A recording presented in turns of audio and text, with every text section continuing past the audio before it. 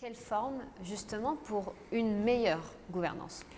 Alors, on a déjà ces premiers leviers qui sont codifiés dans la loi sur les sociétés, le code de commerce, que l'on retrouve au niveau des dispositions qui régissent la gestion de ces sociétés, avec un mode de gouvernance qui est celui du conseil d'administration, ou bien celui du binôme du directoire avec un conseil de surveillance.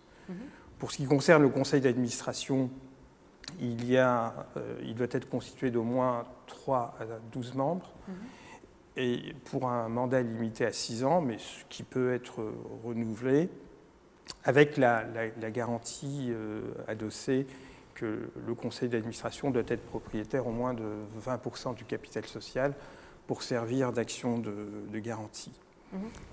Le pouvoir ou la distribution des pouvoirs au niveau du conseil d'administration, ça va s'exercer essentiellement à travers le nombre de sièges, comme on doit avoir entre 3 et 12 membres au maximum. L'équilibre va se faire déjà par la répartition de sièges, donc il y a le piège du nombre pair ou impair, comme il peut y avoir, parce que prévoit également les textes, de pouvoir donner une voix prépondérante au président du conseil d'administration en cas de partage de voix. L'autre mode qui est adossé également à une forme de contrôle sur la gestion est ce binôme du directoire et du conseil de surveillance. Le directoire doit avoir au moins 3 membres et au maximum 5 membres, nommés par le conseil de surveillance. Les membres du conseil de surveillance, eux, sont désignés par l'Assemblée générale, donc par les actionnaires, pour donc faire subordonner à l'autorité du conseil toutes les décisions d'importance.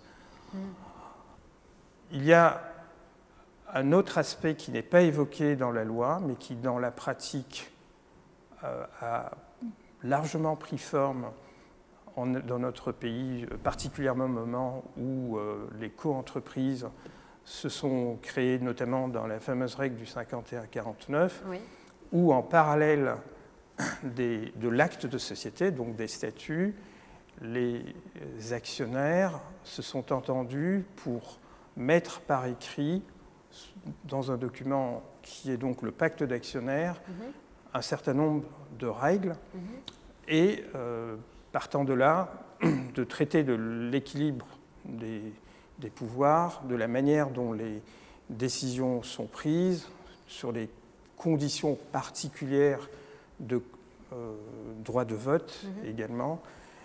Et tout cet ensemble-là, donc, est en réalité pensé pour ne pas gêner la société au moment où on s'aperçoit qu'on n'avait pas réfléchi à la question et que finalement, il n'y a pas de consensus. C'est une manière également de prévoir a priori des consensus. Exemple, les dividendes, c'est le sujet évidemment qu'on évoque aux assemblées générales.